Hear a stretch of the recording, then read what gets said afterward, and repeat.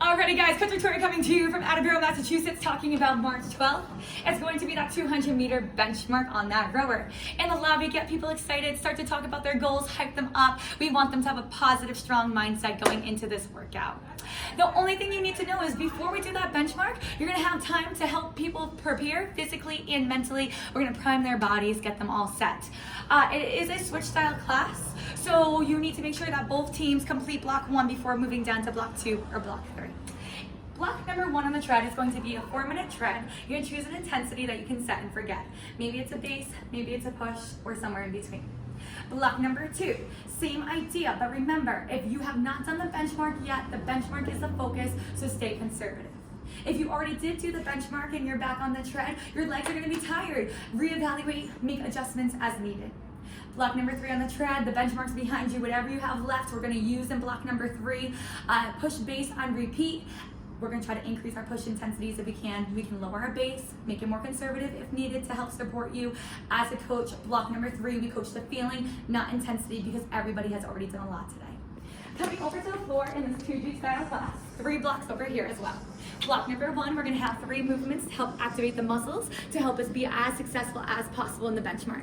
The squat to the toe raises is gonna fire up the legs. When it comes to the high pull to the low row, we're gonna activate those back muscles for that pull with the handle at the end of every stroke. And then last but not least, those hip hinge swings are gonna loosen up those hips so we can lean back and forward. Block number 2, we actually have the benchmark, everybody, so get them excited. I want you to make sure that they feel like they're gonna leave the benchmark feeling empowered.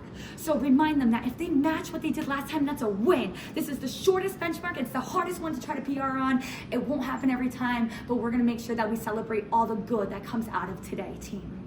To help you try to get to that PR, stroke rate above 30, shorter strokes in and out, cue it up, stored programs, 200 hit use. Have everybody take a nice deep breath in. We wanna make sure foot plates are where we need them to be, straps are nice and tight, palms down, thumbs under, we mean business. It's go time, it'll be over before you know it.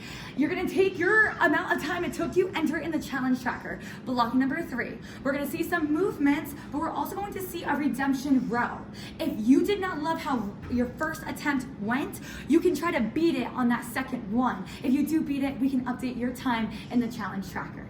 In block 3 on the floor, the only thing you need to be mindful of is we're gonna have a fancy movement. We got a low row to a deadlift, to a hammer curl, to a shoulder press, making sure members choose weights for the hammer curl to the shoulder press.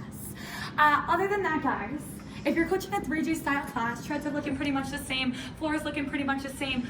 Rowers are gonna have 3 blocks. First block will prime them a little bit. Block number 2 will be the benchmark. And then block number 3, they have a redemption row. It's at the end. Make sure you cue them up because if they wanna take advantage of that, we wanna make sure we set them up to be successful. Guys, you need anything at all, let me know. It's a powerful day.